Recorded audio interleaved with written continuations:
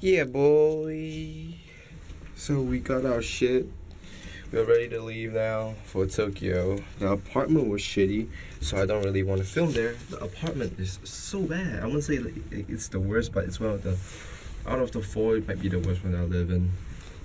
But we out. So today we roughly talking about is subways and how hard is the Japan subway.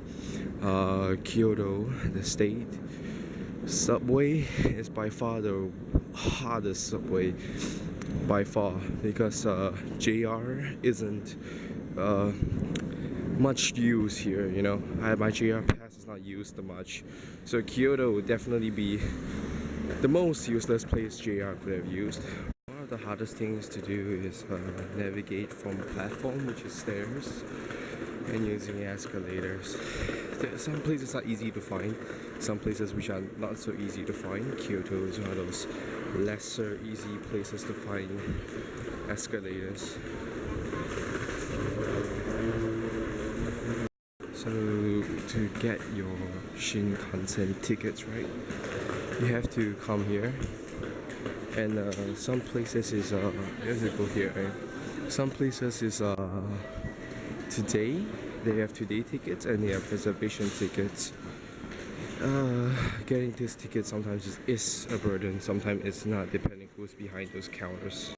So I have to currently message my Airbnb saying that I am gonna reach Tokyo at this time. Should be able to, and then grab a meal to eat at the same time. And so my time I have to buy is the time is 9:32. Currently it's not time yet, but there's the board over there, and I've basically go off from here because it's 12. I think I'm pretty early. I rushed my meal too fast. Yeah, this is it. The train station you have to go past. Pretty easy, I guess. And for the JR, you just have to just ask for the ticket, and then and you can change the time. JR is easier than subway by a lot. So this is the seat at first class. Really nothing much. Just same thing. Something that you sit on. You pull the tray. Reached in time. I guess. Look, legit. Sometimes different seats have different things, you know. I remember different cars or different JRs, right?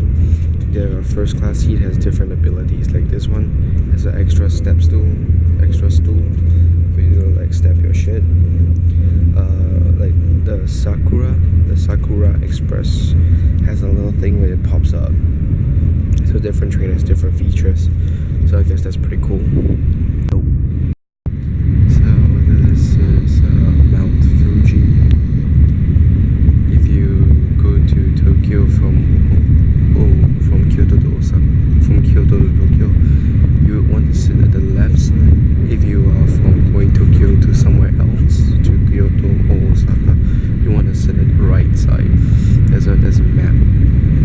But yeah, it's pretty cool.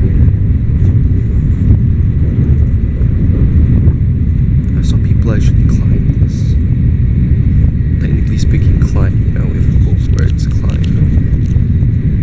It's basically a hike, but damn, looks nice though.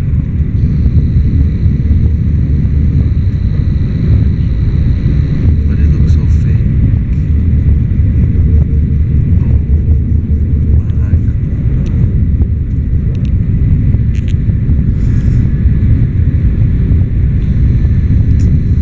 Damn. Perks of JRs. Damn. Looks so nice though. Once you see this, it's roughly meaning you're about to reach Tokyo. I slept on the JR for about 2 hours and a half, roughly 2.5. Just to see this view. Yeah, just woke up just to see this. Thought I missed it. You see, this is an express train to Ikebukuro.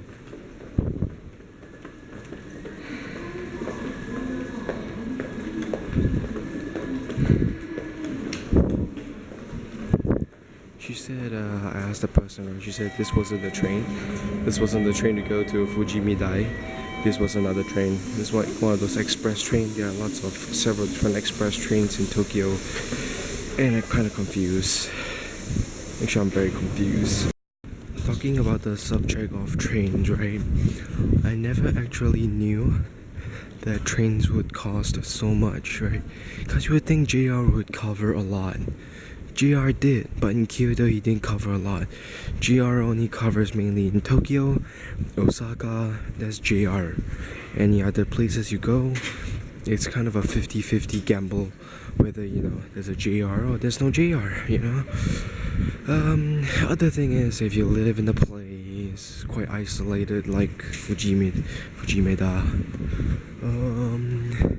chances are you will need to spend at least 206 yen on transportation alone to go to Ikeburo to transfer to another thing. Oh, this was the ramen shop. It tasted horrible, the spicy ramen. But anyways, need to spend at least 206. So I'm gonna stay here. And within my first 5 days, I already blew 1,000. Overall, when I say everything, Japan is quite an expensive place to live.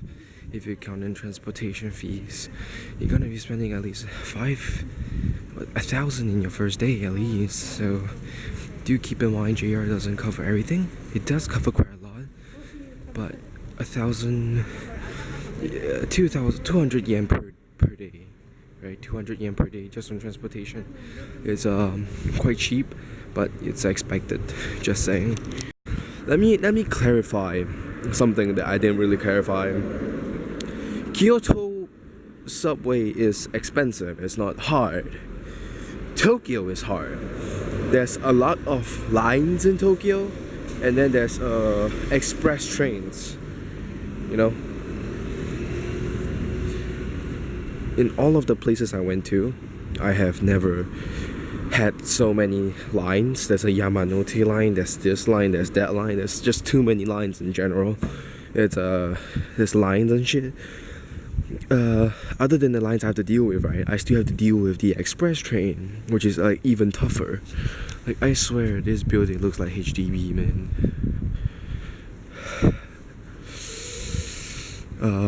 I have to deal with the express train. If you don't know what an express train is, the express train you just basically go to point A to point B to point C without stopping at point A to point D, without stopping at B to C, you know. That's an express train. Dude, it's literally fucking cold. So yeah, Tokyo is definitely the hardest out of them all. Is it easy to navigate around? No, it is not. No, it is not. The lines you can definitely navigate them. They're pretty easy. The hardest part is the express trains. Definitely the express train. Let me describe the 3 places you might go to. Kyoto, every station looks the same, but it's gonna be the most expensive one because you can only take the green line in general. The green line is the main line in Kyoto, and it leads to lots of shrines.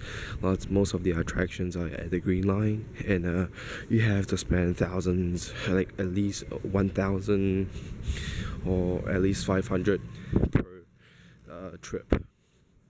In Osaka, really 50-50. It depends on where you live. If you live in a nice place, you know, where JR is accessible, you can save up quite a lot. If you don't use JR at all in Osaka, meaning your place is super duper far, or just an isolated village like this one, the one that I'm living at, you'll probably need a little bit of money, you know. If you live in a village, you're gonna cost about 500 at least to move around. But if you have JR Pass, you can cut that down to around a good 200 to 300. You see how Tokyo is like a 24-hour city, and I meant that. Like, I went to Osaka, I went to Kyoto. By the time there's like 10 something, right, everything shut off. Over here it's still lit on, you know. So definitely you have food, you have people traveling. It's 24 hours, which is pretty good. Food here is delicious. But by far the subways and everything in Japan, Tokyo by far is definitely the hardest one to navigate through. I went to this Lawson, but this Lawson special is a Lawson 100, so everything over there is like super cheap compared to regular Lawsons. But but just I think it's like less, it's like less quality. I basically got a Dr. Pepper, a carton of coffee, 2 onigiris, and that's basically it. I searched over there. You can get cigarettes for a pack of cigarettes for 100 yen, but you can't get alcohol for 100 yen. Man, to be honest with you, I'm not a big fan of Tokyo, man. The only city, right, that I managed to not get my shit lost is Osaka. To be honest, I've never been to Osaka. I've never I've never been lost in Osaka before. I don't plan to, you know. I don't think I will, because the stations are easy to manage. Everything's pretty easy in Osaka, you know. You will not have much problems. You'll not have much problems in Osaka. The only problem I see you having in Osaka is really nothing, to be honest. In Kyoto, I will see some of you lose your shit. But mainly in general, if you are speaking, no, it's impossible to get lost. But in Tokyo, right, there's a lot of lines. Why is Tokyo so hard? Let me explain. In one station, there is 5 lines. That's it. That's really it. And in one station you have 5 lines. To get from line A to line B, you have to walk up of your current station. You have to walk out of your current station, which is your A line, and you have to walk to B line. And the thing you get lost is you get lost not knowing how to get from A to B, and then when you get to B, you don't know whether or not the train is a bloody express train or a bloody normal train. So you have to look at the signboard. Sometimes express could help you a lot if you actually know how to use the goddamn express train, but I don't. Express train usually cut down their time by 50%. So let's say from Shinjuku to Harajuku is like 40 minutes. Take an express is 20 minutes.